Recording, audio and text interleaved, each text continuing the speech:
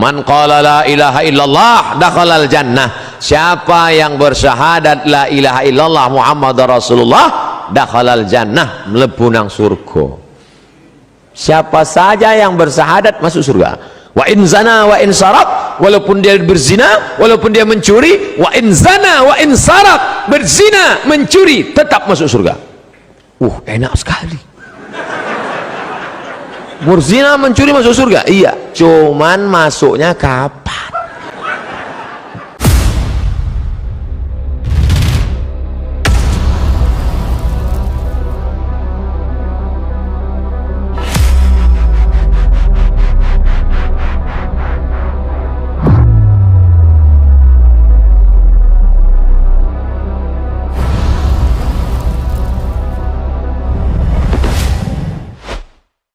Saya tak pernah pacaran, sama macam saya, dan bingung untuk mencari calon istri, sama. Bagaimana ya Ustadz kriteria calon istri yang baik? Tungkahul mar'atu li arba', perempuan dinikahi karena 4. Pertama, limaliha, sugih,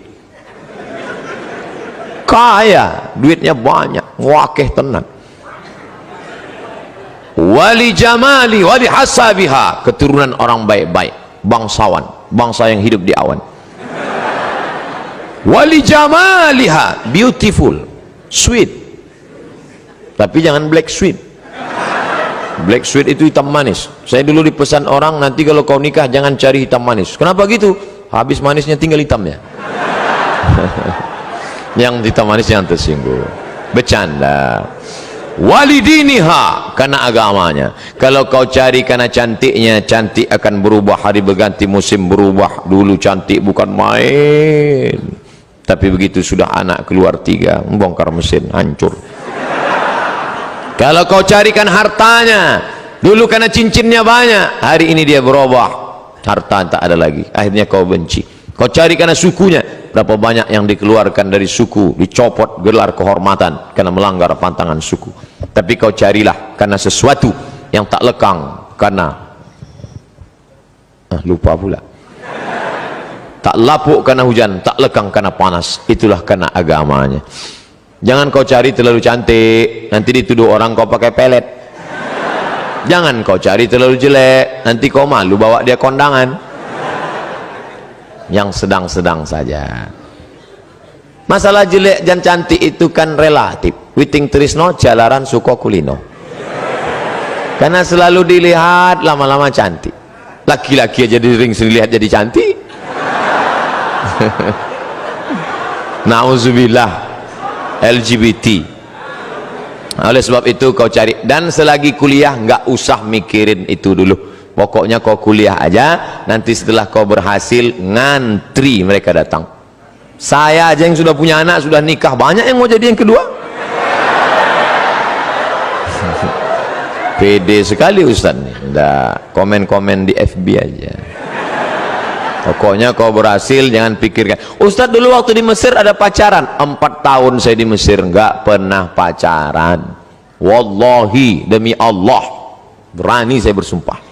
Memang nggak pernah. Tanya teman-teman saya yang ada di Surabaya. Ustaz Somad dulu waktu di Mesir pacaran? Enggak. Kenapa? Nggak dapat. Persaingan ketat.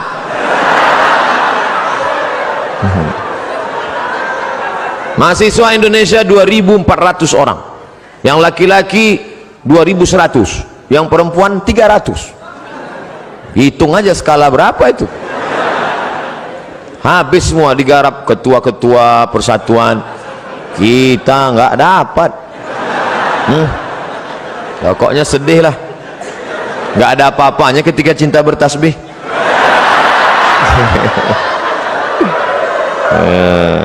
Tapi nanti setelah kau berhasil, insya Allah, di mana ada gula, di situ ada semut. Ustadz, cara berdakwah yang baik kepada pemuda yang belum paham syariat Islam itu gimana? Aku tidak mengerti syariat Islam.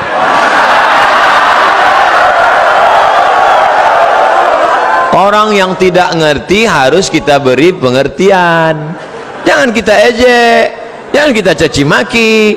mesti kita ajari. Oh, Ustadz Somad itu berdakwah. Ustadz Somad tidak berdakwah. Ustadz Somad hanya cerita-cerita di depan orang baik-baik. Betul? Ini yang di depan saya ini kan orang baik-baik semua. Habaib, ulama, Pak Rektor, Pak Kapolres, Pak Kapoltabes, orang-orang baik. Ini orang baik semua. Tapi ada yang berceramah di diskotik. Masuk dia ke dalam, dia ceramah. Bro, sampai kapan kau minum? Kau akan mati menjadi cacing tanah. Banyak mereka itulah yang berdakwah luar biasa. Oleh sebab itu kita ikuti selera. Buat polling kajian kampus. A, ustadz jenis apakah yang kau inginkan? B, ikuti aja selera mereka, jangan kita paksa. Polling, sebar semua. Dia mau, kata dia, saya sebenarnya ustadz sudah lama mau ngaji. Terus kenapa nggak ikut ngaji? Saya nggak ngaji karena ustadz itu setiap ceritanya neraka aja. Saya setiap ceramah neraka. Saya maunya bagaimana membangkitkan motivasi belajar. Oh, kalau gitu panggil motivator. Kamu maunya apa? Saya maunya cerita bagaimana suksesnya mereka. Undang, hadirkan di sana profesor, hadirkan di sana Kapoltabes, hadirkan di sana Pak Dandim, Komandan Kodim, hadirkan di sana psikiater, psikolog, dialog. Jadi tidak lagi ceramah tablik akbar, dialog, cerita-cerita. Karena ada sebagian orang kalau tablik akbar dia bayangannya ini nasihat menjelang kematian. Dia takut. Nah, diikuti mereka. Kumpulkan nanti anak-anak muda yang belum ngaji, anak-anak muda hadir semua. Kita tidak ada pengajian insya Allah, hanya praktek langsung. Praktek apa? Penyelenggaraan jenazah.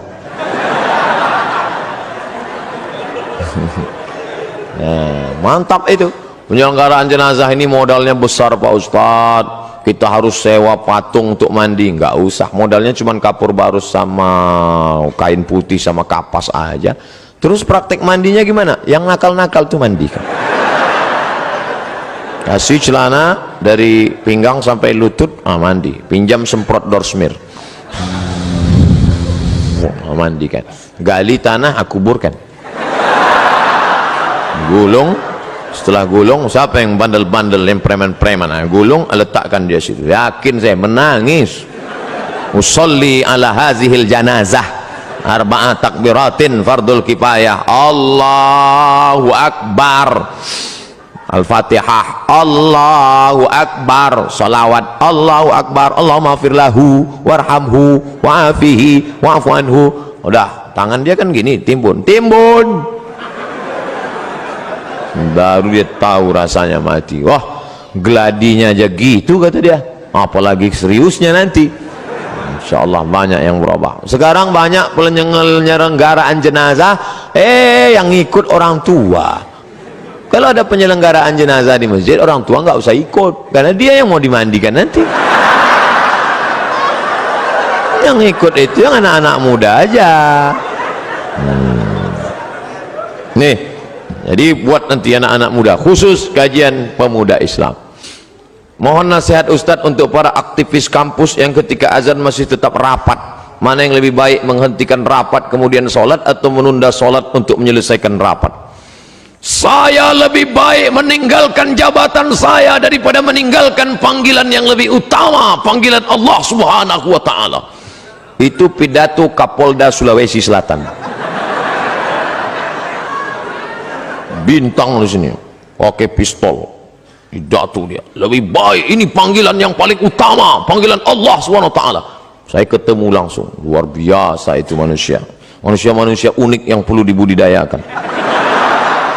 Jarang-jarang orang seperti ini. Kalau ada orang seperti ini, kita doakan, Allahumma katsir amsalahu, jadikan orang seperti ini banyak di atas muka bumi ini ya Allah. Jadi Pak Ustadz, ikutlah Pak Kapolda tuh. Saya tidak tahu tata cara sholat, wudhu dan lain-lain. Wudhu dulu baru sholat.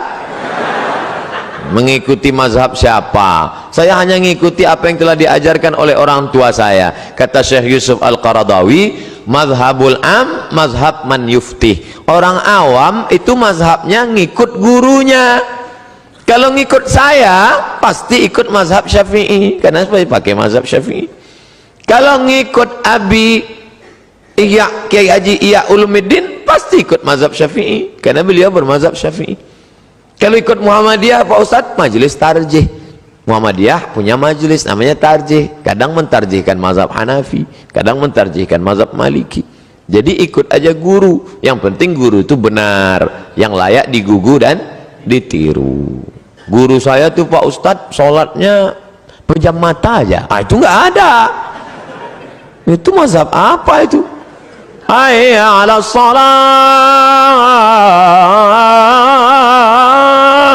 pejam mata aja, habis itu sudah. Wah, itu nggak benar. Carilah guru yang benar. Alaikum bisunnati, yang mengikuti sunnah Nabi Muhammad sallallahu alaihi wasallam.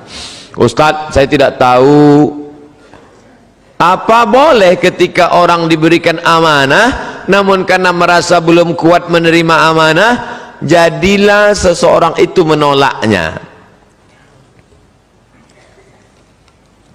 Ada yang meminta amanah kepada Nabi, namanya Abu Dzar Al-Ghifari. Istamilni ya Rasulullah, angkatlah aku jadi amil ya Rasulullah. Apa kata Nabi? Innaka la dhaif, engkau orangnya lemah, sedangkan amanah ini kuat. Orang yang layak menerima amanah sifatnya dua, sudah dibacakan oleh Pak Rektor. Inna khaira man ista'jartal qawiyyul amin. Yang layak orang yang kuat dan amanah. Ada orangnya kuat tapi tidak amanah, ada orangnya amanah tapi tidak kuat. Yang lebih parah, sudahlah tidak kuat tak pula amanah. Letoy, loyo, lesu, pembohong, penipu. Ini na'udzubillah. Mudah-mudahan kita menjadi anak-anakku sekalian, sehat badannya, sehat fisiknya, olahraganya mantap, berenangnya rajin, puasa sunatnya oke. Kalian orang-orang yang amanah dan kalian pula orang yang kuat insyaallah. Makanya olahraga terus. Alhamdulillah Pak Ustadz, kami setiap sore Ahad tuh main futsal dari jam 3 sampai jam 8 malam. Terus asar sama maghrib nggak sholat. Ini nggak benar juga. Jadi sesuaikanlah. Saya diberi jamaah busur panah, ada di kamar saya gantung busur panah. Bagus tuh olahraga memanah. Kemudian silat. Ini di Jawa Timur kan banyak itu pesilat-pesilat tangguh. Ustadz bisa silat? Silat lidah bisa. Ustadz, saya mau tanya, apakah di akhirat kalau kita masuk surga kita bisa mencium tangan Rasulullah SAW? Tidak hanya memandang wajahnya, tapi juga memeluk Nabi. Apakah bisa? Lalu bagaimana dengan orang yang masuk neraka? Datang orang berkulit hitam memeluk Nabi, dipeluk Nabi. Lalu kata Nabi, kamu meluk kenapa? Aku ini berkulit hitam ya Rasulullah, aku budak hamba saya, amalku tidak banyak, aku tidak yakin nanti di surga bisa memeluk engkau. Apa kata Nabi? Al-mar'u ma'aman ahab, orang akan bersama dengan siapa yang dia cintai. Jadi kalau kita cinta dengan Nabi, kita ikuti sunnah Nabi, tak kita tinggalkan, maka kita insya Allah akan bersama dengan Nabi SAW. Apakah layak kami mencium Nabi padahal hidung kami lebih banyak mencium yang haram? Apakah kami layak melihat Nabi padahal mata kami lebih banyak menengok yang haram? Apakah kami layak mendengarkan kata-kata Nabi padahal telinga kami lebih banyak mendengar yang haram? Apakah lebih layak tangan kami ini bersalaman dengan Nabi? Hanya satu saja yang bisa kita mintakan, astaghfirullahalazim. Yang punya masa lalu banyak silap salah, taubat nasuha, mudah-mudahan kita bisa berjumpa dengan Nabi Muhammad SAW. Bagaimana dengan yang masuk neraka? Man qala la ilaha illallah dakhalal jannah. Siapa yang bersyahadat la ilaha illallah Muhammad Rasulullah, dakhalal jannah, mlebu nang surga. Siapa saja yang bersyahadat masuk surga. Wa in zana wa in sarak, walaupun dia berzina, walaupun dia mencuri, wa in zana wa in sarak, berzina, mencuri, tetap masuk surga. Enak sekali. Berzina, mencuri masuk surga? Iya, cuman masuknya kapan? Ada yang masuknya langsung direct, tapi ada yang transit. Makanya kita berdoa 7 kali, Allahumma ajirna minan nar, Allahumma ajirna minan nar, Allahumma ajirna minan nar, Allahumma ajirna minan nar, Allahumma ajirna minan nar, Allahumma ajirna minan nar, Allahumma ajirna minan nar. Selamatkan kami dari neraka. Jangan minta masuk surga, karena semua umat Muhammad masuk surga, tapi mintalah jauh dari neraka, karena tidak semua selamat dari neraka. Rabbana atina fid dunya hasanah wa fil akhirati hasanah wa qina adzabannar. Ilahi las tulil firdausi ahla. Ilahi, ya Allah, lastu, aku tidak layak, lil firdaus, masuk dalam surga, wala aqwa ala naril jahimi, aku juga tak layak masuk. Aku tak bisa masuk surga, tapi aku pula tak kuat masuk neraka. Wala aqwa, aku tidak kuat ala naril jahim, masuk neraka. Zunubi mislu adadir rimali, zunubi, dosa-dosaku, mislu adadir rimali, sebanyak buih di pantai, banyak rimal, pasir di pantai. Fa innaka ghafiruz dzambil azimi, tapi aku yakin Engkau Maha Pemaaf segala silap dan dosa, ya Allah. Banyak itu, renungkan itu, meneteskan air mata. Nanti malam sholat baca itu, mau nangis bapak di samping tempat tidur, nangis sampai saya, mas sampean ini apa? Tetap dia nangis gak berhenti. Kenapa mas? Ingat mantan. Nelayang mantan. Ustadz, mohon doanya bersama jamaah siswa SMA Negeri 9 Surabaya dan siswa seluruh SMA di Indonesia, karena kami akan menghadapi ujian nasional. Kita akan berdoa. Yang mau didoakan ujian nasional, yang berdoa UAS, ujian akhir semester. Insyaallah di akhir majelis kita doa. Yang baca doa Ustadz Abdul Somad, tapi doa itu dikabulkan Allah karena para habaib kita, keturunan-keturunan Rasulullah, para kiai yang lidahnya tak pernah berhenti berzikir, ibu-ibu yang amanah, aminah, istiqamah. Maka nanti kita berdoa di akhir majelis, mudah-mudahan anak-anak kita lulus semua insyaallah. Bagaimana caranya supaya doa cepat terkabul, dan bagaimana supaya jodoh yang kita impikan cepat datang?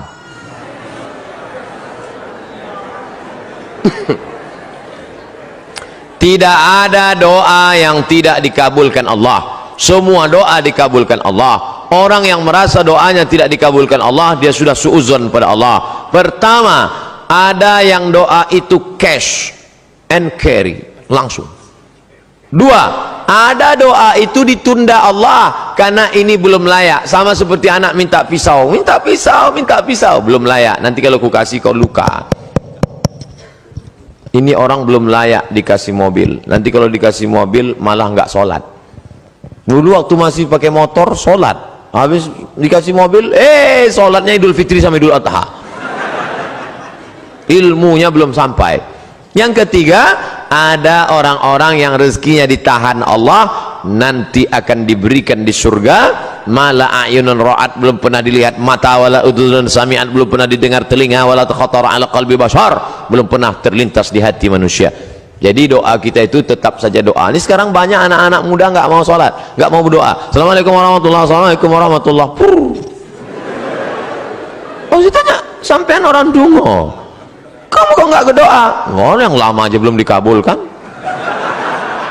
Ngapain nambah yang baru loh? Doa. Orang yang nggak mau berdoa itu sombong, maka doa. Ustadz, boleh nggak kalau saya doa saya sebutkan orangnya? Ya boleh.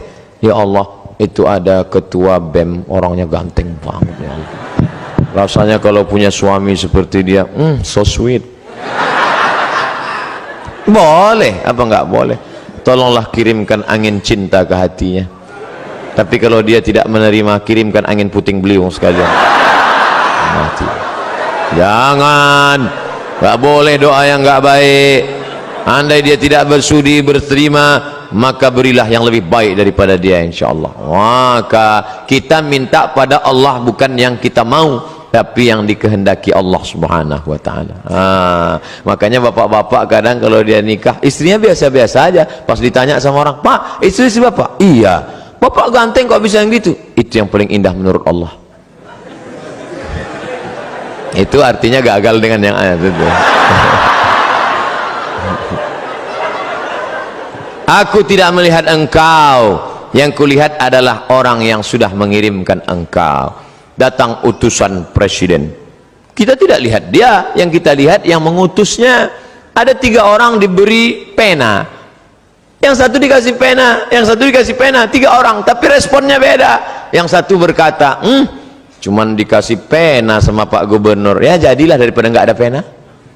Yang satu marah-marah, masa cuman ngasih pena, kasih kayak Harley Davidson. Yang satu lagi, aku tidak melihat bendanya, tapi yang kulihat adalah siapa yang memberikannya. Sehingga setiap aku menulis, orang akan bertanya, apa yang kau tulis? Tulisannya biasa, tapi pena ini pemberian sang raja. Nah, nanti begitu kau berdapat, walaupun dia biasa aja, itu siapa? Dia yang sudah dikirimkan Allah Subhanahu wa taala. Begitu. Nah, nanti bapak ibu pulang besok, kalau ada yang nanya, itu istrimu? Iya. Kok begitu bentuknya? Dia dikirimkan Allah.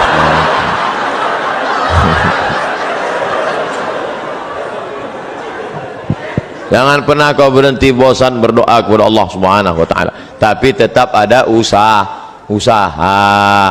Tuh ada kiai, santrinya banyak, ya pendekatan lah kiai.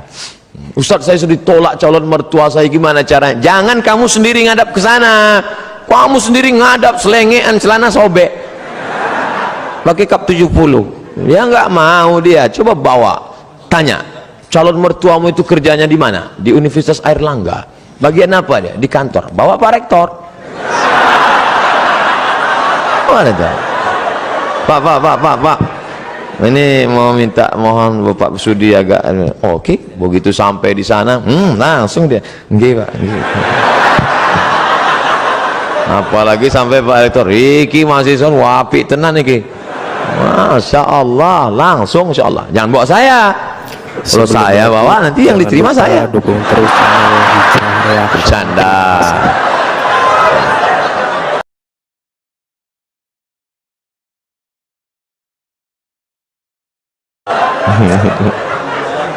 Ustadz, saya punya pertanyaan Ustadz, bagaimana caranya agar kita ikhlas dan kuat ketika kita ditinggalkan oleh kedua orang tua kita menghadap Sang Ilahi? Ketika meninggal Nabi Muhammad sallallahu alaihi wasallam, respon sahabat macam-macam. Umar mencabut pedang, man qala inna Muhammadan qad mata fa atrib unuqahu. Siapa yang mengatakan Muhammad sudah mati, ku pancung kepalanya. Siapa yang berani mengatakan Muhammad mati, ku pancung kepalanya. Akhirnya datang Abu Bakar Siddiq membacakan ayat, wa ma Muhammadun illa rasul. Muhammad bukan Tuhan, dia hanya seorang rasul. Qad khalat min qablihi rusul. Sebelumnya sudah ada rasul-rasul tapi meninggal dunia. Afa immata, kalau dia meninggal, au qutila, atau dibunuh orang, inqalabatum ala aqabikum, apakah kamu akan berbalik kepada agama kamu yang lama? Wa may yanqalib ala aqibaihi, siapa yang murtad meninggalkan agama ini, falan yadurrallaha syai'a, Allah tidak rugi walau sedikit pun. Wa sayajzillahu syakirin, Allah tetap akan memberikan balasan pada orang yang bersyukur. Jatuh pedang Umar bin Khattab. Orang setingkat Umar saja pun tetap bisa lupa ayat. Hari ini Abdul Somad yang menasihati, sabar ya, tapi ketika musibah itu datang, as-sabru inda sadmatil ula, sabar itu datang pada pukulan yang pertama, maka balikkan pada Allah. Ini ujian, sabar. Ayah kita meninggal, ibu kita meninggal, sabar. Memang berat, terasa lembut lunak tanah itu dipijak, terasa gempa bumi, tapi datang kawan-kawan menyabarkan. Alladzina idza asabathum musibah qalu inna lillahi wa inna ilaihi raji'un. Ini bukan punya kita, ini punya Allah. Allah ambil, dia lebih sayang. Allah hanya ingin melihat kau sabar. Nabi Muhammad anak yatim, Imam Syafi'i anak yatim, ulama-ulama kita anak yatim. Jangan sedih menjadi yatim, karena Allah ingin memuliakanmu kamu sama dengan Nabi Muhammad sallallahu alaihi wasallam. Fa ammal yatima fala taqhar, jangan kau hardi. Nah, jadi sabar. Makanya banyak kita lihat suami-suami yang ketika istrinya meninggal sabar dia. Tak ada dia menangis. Setetes pun air matanya tak ada menangis. Bapak enggak sedih, Pak? Itu pinjaman dari Allah, Pak Ustaz. Sampai akhirnya Allah mengambil. Apa yang mesti saya sedihkan? Ustaz nih kalau cerita selalu nggak enak aja. Oke, kita balik. Sekarang kita balik, suami yang meninggal. Ibu tuh nggak nangis. Banyak orang heran, ibu nggak nangis. Enggak, Pak Ustaz. Kenapa? Udah lama aku tunggu.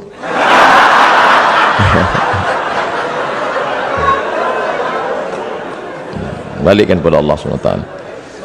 Bagaimana pandangan dan pendapat Ustaz tentang jaringan Islam liberal yang sudah mulai marak di Indonesia dan saat ini mulai masuk ke kerohanian SKI sekolah-sekolah.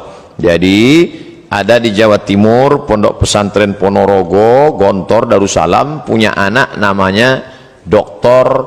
Fahmi Zarkashi. Itu ketua daripada MIUMI, Majelis Intelektual Muda Ulama Muda Indonesia. Mereka ini punya namanya INSIS, bukan ISIS, INSIS, INSIST. Ini yang konsen dalam masalah mengcounter liberal. Jadi adik-adik nanti buat kajian, undang mereka. Cuman mereka tidak model ceramah begini, pakai makalah serius, pakai infokus. Nanti undang. Ada namanya Dr. Adian Husaini. Kemudian ada pula Dr. Fahmi Zarkashi dari London, Inggris. S2-nya dari IIU, International Islamic University di Islamabad, Pakistan. Ada lagi dapat doktor 2, satu dari Bonn, Jerman, yang satu lagi dari Istak, murid langsung dari Profesor Dr. Naqib Al-Attas yang ada di Malaysia. Ini mereka konsen mengcounter itu. Nanti adik-adik is a world Islamic view, bagaimana memandang dengan pandangan Islam, bagaimana program brainwash, cuci otak, bagaimana itu semua dari pagi sampai makan siang zuhur sampai sore sehari membahas tentang masalah itu dengan pakar-pakarnya.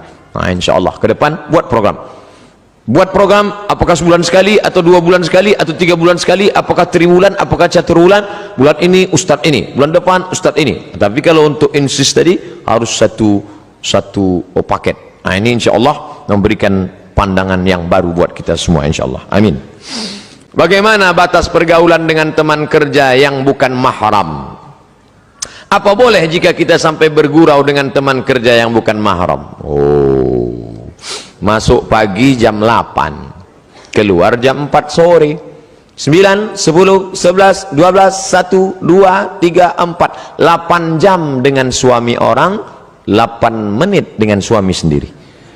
Makanya jangan heran terjadilah pelakor, pengganggu laki orang. Ustadz ini perempuan aja yang salah. Oke, laki-laki juga ada yang salah. Siapa dia? Senior, senang istri orang.